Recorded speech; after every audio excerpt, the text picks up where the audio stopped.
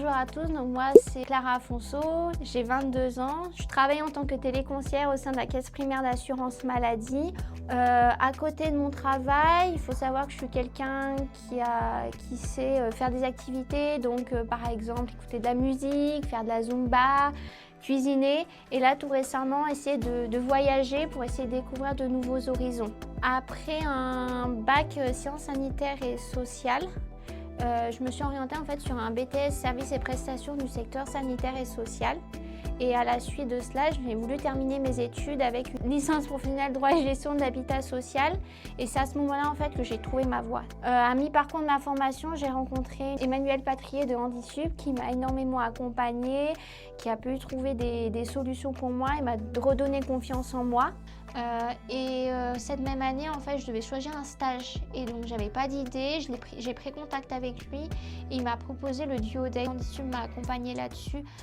Parce que notamment en licence, le PAP était compliqué à mettre en place et donc c'était tout un champ de bataille. Donc si Handisup ne m'avait pas accompagnée, je ne sais pas comment j'aurais fait. Si aujourd'hui j'ai voulu quand même témoigner de mon parcours, c'est tout simplement pour montrer qu'en fait, malgré les difficultés, on peut arriver en fait à de belles choses. Je suis une personne qui est en situation de handicap avec des troubles 10 et des troubles neurovisuels. En fait, avec une hypermétropie, donc c'est-à-dire que malgré que j'ai des lunettes, de près ou de loin, je vois pas très bien. Après, c'est vrai que dans mon quotidien, ça aussi m'handicape un peu parce que c'est souvent que je me cogne, parce que je vois pas dans ma chambre, j'arrive pas à me repérer. Et quand par exemple, je dois aller faire par exemple mes courses ou je dois aller faire les magasins, j'ai trouvé des moyens de compensation. Donc avec mon téléphone portable, je prenais en photo avec mon téléphone et il faut que je puisse ensuite l'utiliser pour zoomer. Mais bon, j'ai ma famille aussi qui est là pour m'épauler en fait en cas de besoin. Je dirais ma plus grande fierté, vraiment j'ai eu un parcours assez difficile à mes débuts et malgré ça avec le soutien de tout le monde, j'ai été énormément accompagnée. Je suis fière du parcours que j'ai eu, mais il y a souvent des enseignants qui m'ont dit que lors des portes ouvertes, il y a des jeunes qui ont mis lors des CV qui m'avaient rencontrée. Donc quand j'entends ça, ça me rend fière un petit peu, peu importe les difficultés que l'on a, peu importe les problèmes qu'on rencontre, on peut toujours arriver à réussir. Quand on veut, on peut. Merci d'avoir regardé cette vidéo. N'hésite pas à liker, t'abonner et à nous dire ce que t'en as pensé en commentaire. Allez, on se dit à la prochaine. Bonjour à tous, donc moi c'est Clara Afonso, j'ai 22 ans. Je travaille en tant que téléconseillère au sein de la caisse primaire d'assurance maladie. Moi je m'appelle Karine Giraud, je suis une collègue à Clara. On travaille ensemble depuis le 5 mai. J'ai commencé par en fait un CDD en tant que conseillère d'accueil.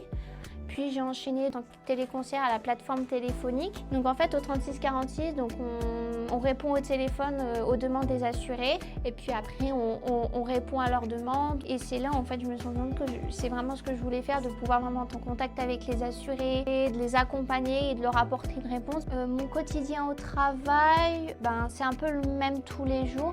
Alors, on n'a pas les mêmes dossiers tous les jours, bien évidemment, on a toujours des dossiers différents. C'est ça qui me fait ma fierté, qui me fait aimer un peu plus mon métier, c'est qu'on a toujours des tâches différentes tous les jours. Je me sens énormément inclus. En plus, j'ai des collègues bienveillants qui sont toujours dynamiques et quoi qu'il arrive, je peux compter sur eux en cas de besoin. Ce qui m'a marqué chez elle dès le début, c'est sa sociabilité avec les gens. Après, on échange sur nos savoir-faire, savoir-être au boulot, forcément. Et puis des petites astuces par-ci, des petites astuces par-là pour aller plus vite. Ouais. La plateforme a développé le groupe Cohésion.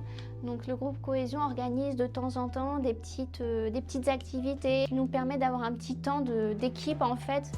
Mais le positif, je dirais vraiment, c'est l'ambiance de travail.